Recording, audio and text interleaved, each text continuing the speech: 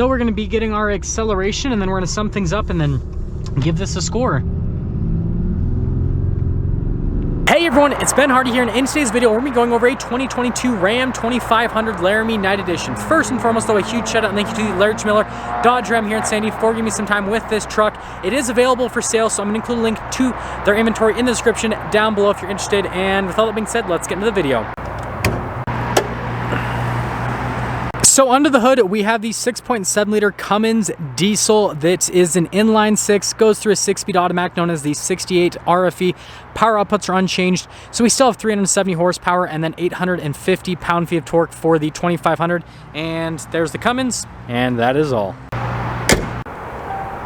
So let's go over the front end of the 2500. So first off, notice this one has the cab lights added to the top, and then as part of the night package, the badges have been blacked out. We've got the blacked out headlights, so you still have the full LED lights with the reflector lights, fog lights down below with the parking sensors. Everything is blacked out here. The grille has also been blacked out. We do have a camera right there below the A and the Ram logo. And other than that, there is your front end look. Now coming on the side here, we've got 285mm tires wrapped around 20-inch wheels in the front and in the rear as well. And then again, as part of the night package, the wheels have been blacked out. And then you guys can see the shocks and suspension here for the front end. We've got the blacked out Cummins badge, the blacked out Ram logo. This one does have the trailer mirrors. And aside from that, door handles are all body painted. And then I'll show you guys everything in the rear. So with the 2500 series trucks, you do get the coil suspension in the back end. Right now, it's the only heavy duty truck that has that in the rear end, which is pretty interesting. But aside from that, let's give you guys a full side view. That is all. Now here is the key fob. We got the Ram logo on the back, and then notice that we've got the unlock, lock, remote start, and then the drop down for the tailgate. And as the tailgate drops down, we've got a payload of 2,088 pounds. And then popping here, notice this one has the fifth wheel prep. You've got all the plugins for that, including a full outlet. And then this one does have the 6'4" bed. If you guys were wondering, you can get an 8-foot bed as well if you'd like. And then lifting up the tailgate, really light. Now finishing things off here in the rear, notice that we've got the LED lights here in the back, and I'll unlock it so you guys can see what those look like while they're on. Notice the middle portion has been darkened as per the night package, and then all blacked out badges, body painted bumpers here, got the parking sensors as well. Towing capacity is going to be in the higher teens, and with all that being said, let's pop in. Now here's a door panel in the rear. We've got leather all over the door panel, and then you've got the suede here in the center with the blacked out material above it. Again, that's part of the night package. And then notice we've got the full leather seats here again with the, well, they're not full leather because they've got suede, so sorry about that. And I'll pick off that leaf right there. Bye-bye, buddy. Aside from that, notice we've got the cups right here, and then this one has a bench seat, so you do have charging ports and everything down below that, but you don't have like cup holders like what you get with the center console here in the back. And then they haven't changed the cab, so this still has like the older style of ice buckets, and then this isn't as big as what you have in the 1500 series trucks with the crew cab. And so yeah. Now here's a door panel in the front. So again, we've got all the leather trim here with the suede and then the blacked out trim. All of our window controls, these mirrors do power fold in, and then you can adjust the convex mirror as well as the main mirror with these trailer mirrors. And then you guys can see one of the speakers for the sound system. We'll get into that in just a little bit. And then you can see the seats here for the front. Notice it says Laramie on it, and then we've got the suede as well as all of the leather. You've got your power adjustments on the side of the seat. Pedals down below. We've got our light controls right here with the fog lights, cargo light, pedal adjustment. Steering wheel is still manually adjustable. And there's one more look before we pop in.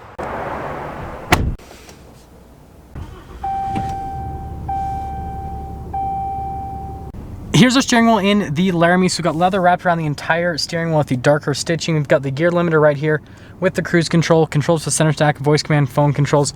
You've got the turn signal / windshield wiper stock, and then we have the column shifter as well, and that's all for the steering wheel. Here's our center gauge cluster. Notice that you've got like the def gauge and then the RPMs on the one side, you've got the speedo and the fuel on the other side, and by fuel I mean diesel. Now, moving from that, we have the center screen. Now, I haven't really noticed any major changes here in the center screen itself. It looks like this is pretty much unchanged. You guys will see the infotainment system though. There's definitely a big change with that, and we'll kind of focus on that in today's video. But yeah, I didn't really notice anything drastic with this. So we got the blacked out trim right here with a 12-volt Alpine sound system, and then we've got the nice leather trim as well. And then we've got the analog controls on either side of the 12-inch display. You guys can kind of see this. We'll go over it in just a moment. Don't worry. Analog controls for the infotainment system itself. We've got the auxiliary switches down here. We've got the parking sensors for the front and rear, diesel exhaust brake, tow haul mode, and then we've got the trailer brake controls. We've got our driveline select, so you've got your two-wheel drive, four-wheel high, four-wheel low, true, neutral. And then before we get into the infotainment system, the thing I want to mention is it's looking like the infotainment system is like flickering on camera. It doesn't do that in person. It's completely flat. It's just because of the frame rate of the camera versus the infotainment system, and so that's why it has that like flickering motion that you guys can kind of see. My finger looks funny in front of it. Just kind of want to mention that. Now, let's actually go over the infotainment system. So first off, we're going to pop it into reverse. You guys can see the camera system comes up. Now, this one has the full 360 camera view, so you've got all of the different viewpoints that you can go through with the camera system. Notice we've got the cargo camera. You can adjust the center line, which is pretty cool. Camera view outside either side, and then you can just go to the regular receiver hitch. And then notice that you've got all the options down here. So you can do an auxiliary camera, for example. And then notice you can do the camera reverse, trailer reverse guidance rather, because this truck is equipped with that. So it's the infotainment system now, which is pretty cool. But yeah, camera system, fantastic, really easy to use. And as for the rest of the infotainment system, it's pretty interesting. So like, it's just as responsive as the previous infotainment system. It kind of makes an interesting sound. I'm gonna be quiet so you hear it. It just kind of like makes that sound, but I do like the shortcut buttons here at the bottom and what they look like. I think they look pretty cool. But notice we got this vehicle tab right here, and notice that it has everything, so I can go over to off-road, for example, and then that'll pull up the off-road stuff here with the truck, which I think that is pretty cool all in itself. We've got the apps tab as well. Notice everything is neatly organized, and notice how you can switch how everything is. So you can go A to Z, Z to A, recents, favorites, you can go categories, all that kind of stuff, to kind of go through all the different options. But it's just a scroll screen, so it's pretty easy to use overall, and you just have like all the shortcuts in this. Now, the one thing that I kind of noticed that isn't as intuitive with this is the climate system. So most of it's pretty easy to use, like heated seat, for example. You guys can see that's easy to use. Going to turn that back on. The climate, or the temperature rather, that's the hard one. So you're going to like do this just like with the old infotainment system, and nothing happens. You press this and something happens. What you have to do to actually scroll with it is hold down for a second, if I do it right, and then it'll do it. I can't do it right. I got it to work like 5 seconds ago, and of course when I try to show you guys on camera, it doesn't work. Well, let me try it again. I think the climate controls are just being a little bit shy. So hold it down, and then notice that kind of becomes accentuated, and then you can scroll. But it seems like it's just a little bit finicky, and then you can just press, and then it'll do that. So notice how it's not highlighted, but you just have to press it just right, and then it'll do it. So this one has the bench seat, like I said. You guys can see the storage space and the coin holder, all that fun stuff, USB.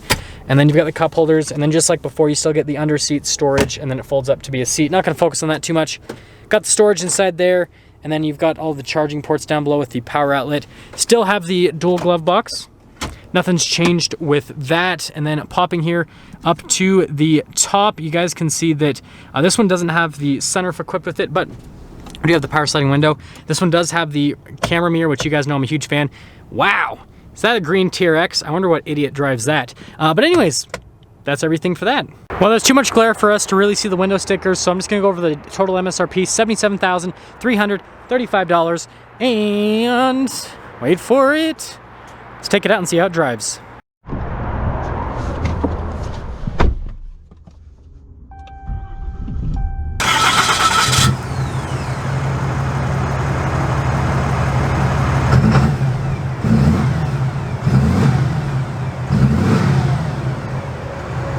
Let's talk about visibility before we set off, so you guys can see the visibility over the hood, both of the mirrors, the rest of the rear, and let's set off.